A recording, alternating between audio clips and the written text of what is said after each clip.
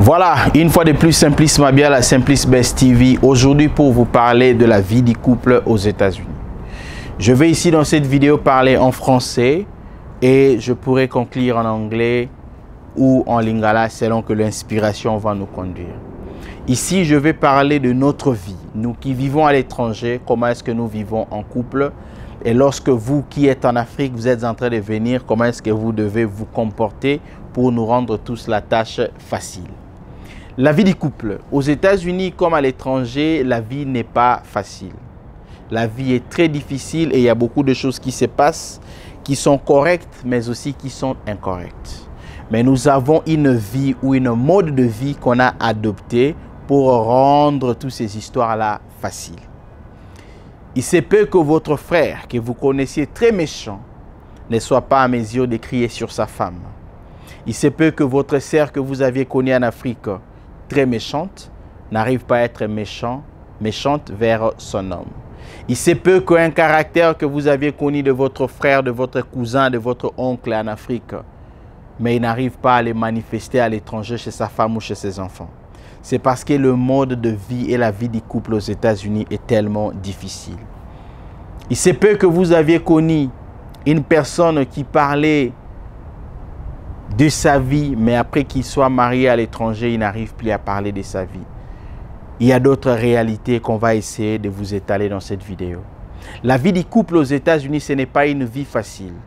Il y a beaucoup de gens qui ont des difficultés, mais qui acceptent de vivre avec ces fardeaux de difficultés pour plaire à leur femme. Il y a des femmes qui sont dans des difficultés, qui acceptent d'absorber la douleur pour vivre et accommoder avec leurs hommes. Nous avons nos problèmes à nous ici, internes dans la vie du couple. Et je voudrais essayer que si vous êtes en couple en train de me regarder dans cette vidéo, que vous puissiez faire beaucoup d'attention. Moi qui vous parle par exemple, je suis marié il y a plus de 6 ans que j'ai cette expérience-là. Il y a beaucoup de choses que moi-même, j'ai à changer, j'ai à adopter d'autres comportements. C'est juste parce que je suis responsable père du foyer. Et avec ce statut-là, tout en étant à l'étranger, je dois avoir un comportement très différent. Je voudrais ici vous dire que nous, les hommes à l'étranger, nous arrivions des fois à laver les assiettes. Je vais ici vous dire que nous, les hommes à l'étranger, nous arrivions à un moment où des fois à préparer pour nos femmes et nos enfants. C'est parce que nous avons vécu des réalités aux États-Unis et ça nous a poussé à adopter ces modes de vie-là et à se comporter de la sorte. Il est difficile pour d'autres personnes de croire ou de faire face à des situations pareilles parce qu'ils estiment que c'est difficile. Et lorsque le membre de la famille vient de l'Afrique, arrive dans nos maisons, il nous constate en train de laver les assiettes, en train de préparer pour nos femmes, pour nos enfants. Ils disent, mais pourquoi sa femme ne fait pas ça? Mais tiens, par exemple, vous appelez sur vidéo, c'est votre oncle qui est en train de préparer, mais la famille s'embarque en Afrique, pourquoi sa femme ne fait pas ça? Laissez-moi vous dire que la femme ou le femme ou nos femmes, ils ont plusieurs responsabilités ici aux États-Unis ou à l'étranger. La femme seule doit laver les enfants. La femme seule doit préparer les enfants pour l'école. La femme seule doit préparer pour vous à manger. La femme seule doit fixer la maison. La femme seule doit prendre soin de vos habits. Ce sont des responsabilités quotidiennes que les femmes ont ici aux États-Unis. D'où il nous revient, nous hommes qui vivons ici aux États-Unis, qui vivons à l'étranger, d'être comme de seconde main pour aider nos femmes. Ce sont de résolutions naturelles que nous avons prises pour apporter main forte à nos femmes, pour les assister, pour les accompagner. Ce n'est pas une faiblesse pour vous qui viennent dans nos maisons constater que tel est faible, X est faible. Non, c'est l'harmonie du couple. Toi aussi, homme qui écoute ta famille, toi aussi, homme qui écoute tes amis célibataires qui disent que mes pères, comment est-ce que toi tu laves les assiettes? Mais père, comment est-ce que toi tu prépares pour ta femme? Comment est-ce que toi tu fais ça? Laissez-moi te dire que ce n'est pas de la faiblesse. Quand tu fais ça, tu es en train d'aider ta femme. Toi aussi la femme, quand ton homme t'aide, il faut considérer ça comme l'aide, puisque ce n'est pas au fait que vous êtes extra que l'homme prépare pour vous, que l'homme fait les achats, le shopping pour vous. Nous, on le fait parce qu'on doit aider nos femmes. J'aimerais assez que cet équivoque-là puisse être levé dans la tête de plusieurs personnes qui voient les choses autrement. Je parle de la dimension famille, mais aussi à certains hommes qui pensent que laver les assiettes pour ta femme, c'est un péché. Mais aussi à certains hommes qui pensent qu'aller au marché acheter carton de Thomson, carton de poisson salé, c'est aussi un péché pour ta femme. Non, tu fais ça, tu aides ta femme. Laissez-moi vous donner un exemple. Moi-même, c'est un exemple vécu de moi. Lorsqu'on était étudiant à l'université de Kinshasa, avec plusieurs camarades, lorsqu'ils vont regarder cette vidéo, ils vont avoir ils vont se rafraîchir la mémoire de quoi je vais parler. Lorsqu'on était étudiant à l'université de Kinshasa, en République démocratique du Congo, nous avions de doctoires, ce qu'on appelle communément hommes. Il y avait un homme qui nettoyait ces hommes-là, un étudiant parmi les autres qu'on appelait échevin. C'est lui qui prenait soin des autres. Et moi, lorsque je suis arrivé, je constatais régulièrement que notre couloir était tellement sale et qu'on ne vidait même pas les égouts. Et que là, lorsque les gens préparaient, ils laissaient même les histoires comme ça. Et moi, je le faisais pour tout le monde. Tout le monde. Le salon où se faisait chaque samedi, moi, je le faisais tout le jour. Je nettoyais du début du couloir jusqu'à la fin du couloir, si j'ai le temps, bien sûr. Je nettoyais la cuisine, j'enlevais les histoires dans les égouts pour permettre à l'eau de passer. Il y a d'autres personnes qui pensaient que j'étais faible. Il y a d'autres personnes qui ont vu la qualité, ils m'ont donné le titre de Chavin. Il y a d'autres personnes qui me disaient que moi, je laisse les autres détruire pour nettoyer. Ils me traitaient un peu de tout le monde. Mais moi, j'avais une chose en moi, que quand je faisais ça, je ne le faisais pas pour eux. Je le faisais d'abord pour moi-même parce que c'est moi qui habite là-bas. C'est moi qui ai amené mes membres de la famille là-bas. C'est moi qui ai amené mes amis là-bas. C'est moi qui ai amené les gens là-bas pour visiter. Et c'est comme ça que je l'ai compris et c'est comme ça que je l'ai conçu. Ce n'est qu'en faisant ça tout le jour, en faisant ça tout le jour, qu'il y a eu la perfection dans notre couloir. Eh bien, il y a eu un ami vautour qui a commencé à faire la même chose. Et puis, il y a eu un ami, Fabrice Lumbu, qui a commencé à faire la même chose. Et tout le monde dans le couloir commençait à faire comme moi. C'était juste pour vous dire que lorsque vous êtes en train d'aider, lorsque vous participez à l'aide dans votre ménage, ne pensez pas que vous êtes en train de faire ça pour votre femme. Ne pensez pas que vous êtes en train de faire ça pour les gens qui habitent dans cette maison-là. Vous le faites d'abord avant tout pour vous-même.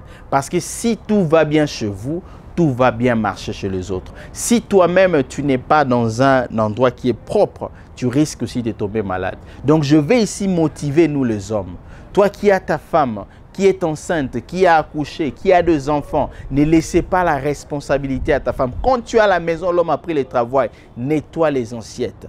Quand tu es à la maison, l'homme a pris ce que tu as à faire. S'il faut balayer la maison, ce n'est pas un signe de faiblesse. D'ailleurs, vous apprenez à vos enfants d'être humbles et d'apprendre aussi à leurs enfants comment les choses évoluent. Donc, je voudrais ici nous motiver. Je voudrais ici tirer l'attention de nous tous que nous sommes. Que assistez votre femme dans les ménages. Préparez pour votre foyer. Lavez les habits pour votre femme. Ce n'est pas un péché. Ne laissez pas les gens qui sont en Afrique vous dire que non, il faut faire, tu ne fais pas ça, quand tu fais ça, la femme prend le dessus. Non, toi aussi la femme, quand tu as un homme qui fait ça pour toi, ne le prends pas pour un imbécile. Ne le prends pas, cet homme-là, pour quelqu'un qui est faible, mais c'est plutôt quelqu'un qui vous aime. C'est plutôt quelqu'un qui veut porter son aide. C'est plutôt quelqu'un qui veut assister ce que vous êtes en train de faire en vie de couple.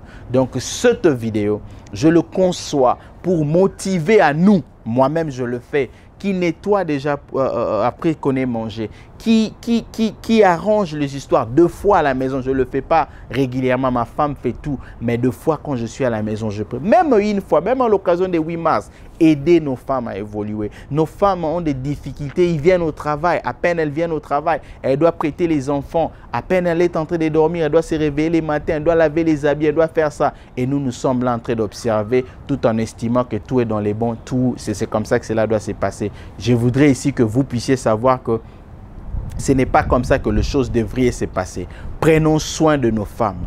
Prenons soin d'aider nos femmes. L'homme, vous avez la responsabilité, non seulement de chercher de l'argent, mais s'il faut que tu pars acheter sac de maïs, sac de riz, fais ça. Fais ça, amène ça à la maison. S'il faut que tu nettoies les assiettes, s'il faut que tu prends les habits des enfants tels que laissés par tel enfant sur la table, fais ça pour aider ta femme. Puisque nos femmes ont de lourdes responsabilités. Et nos frères qui viennent de l'Afrique, nos familles qui viennent de l'Afrique, nos amis qui nous voient dans les social médias, ne vous moquez pas de nous parce que nos femmes sont là pour nous aider, parce que nous aussi nous sommes là pour aider nos femmes. Si on ne le fait pas, nos maisons ne seront pas en bonne et due forme. Si on ne le fait pas, nos femmes auront des difficultés très intenses que personne ne sera à mesure d'arranger. Voilà pourquoi nous avons conçu cette vidéo pour motiver les gens. Voilà pourquoi on a conçu cette vidéo pour faire montrer aux gens que, hommes, qui que vous soyez, géant, beau, mignon, je ne sais pas moi quoi, aidez ta femme. Aide ta femme. Nettoie les assiettes si tu peux. Lave les habits dans les machines si tu peux. Fais grosserie si c'est possible. Il ne faut pas laisser que les autres puissent te humilier tout en pensant que tu es faible. Tu ne l'es pas. Quand tu aides la femme, tu n'es pas faible. Quand tu aides ta maison, tu n'es pas faible. Tu aides ta maison à évoluer. Voilà, c'est par ici qu'on va arrêter avec cette vidéo. Si vous avez aimé la vidéo, partagez-la et n'hésitez pas de mettre des likes. Hommes, motivons-nous, restons soudés. Nos vies de couple, ça reste entre nous. Ça reste entre nous. Il y a quelque chose que je voulais aussi marteler. Toi, l'homme, quand ta femme connaît quelques erreurs là dans la nourriture, la première des choses que tu fais, tu appelles tes amis, petit ebo lambate, petit ebo salabouete. Quand ta femme n'arrive pas à faire ça, tu es en train de crier, mais mon frère, apprends à ta femme comment on fait ça. Apprends à ta femme comment on fait ça. Parce qu'il se peut que tu as épousé un étranger, une étrangère qui ne savait pas préparer les pondous. Il se peut que tu épouses une étrangère qui ne sait pas préparer les tsakamadeso. Mais comment tu vas manger ça? Apprends. Si vous avez la facilité d'apprendre aux copines blanches, aux copines espagnoles, comment préparer les pondous, comment préparer les haricots, apprenez aussi à vos femmes à la maison. Comment est-ce qu'on peut préparer les riz? Comment est-ce qu'on peut préparer quelque chose? Cherchons à protéger nos foyers. Quand quelque chose se passe entre toi et ta femme, cela ne veut pas dire que tout le monde doit savoir ça. Quand il y a des difficultés dans votre vie de couple, vous devez savoir vivre en harmonie.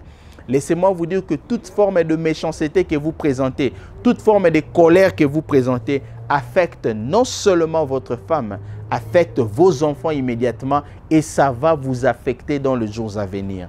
Hommes, humilions-nous, portons nos femmes, travaillons avec eux, gardons notre secret, gardons nos difficultés. Chères femmes, vous aussi qui êtes en train de me suivre dans cette vidéo, ayez l'habitude de respecter vos maris. Ayez l'habitude de considérer vos maris. Ayez l'habitude de demander à vos maris qu'est-ce que vous voulez manger, papa. Ayez l'habitude de demander à vos maris, papa, qu'est-ce que je peux faire pour vous aujourd'hui. Ayez l'habitude de protéger aussi vos maris. Lorsque ton mari vient du travail, si tu apprends un SMS au téléphone, si tu apprends quelque chose, la première des choses, déjà, dès que l'homme est à la porte, tu attaques, tu acquises, tu fais tout. Non. Prenons l'habitude d'être humble.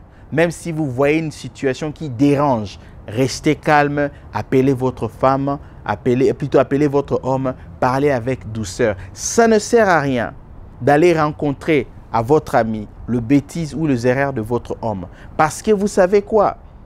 Cette femme-là ne va rien résoudre. Mais plutôt, elle sera à mesure de rencontrer d'autres personnes. Comment les faiblesses de votre homme? Comment est-ce que votre homme se comporte? Et guess what? Tous les quartiers, tout le monde saura que votre homme a fait ça, votre homme a fait ça. Protégeons-nous. Homme, protège ta femme. Femme, protège ton homme.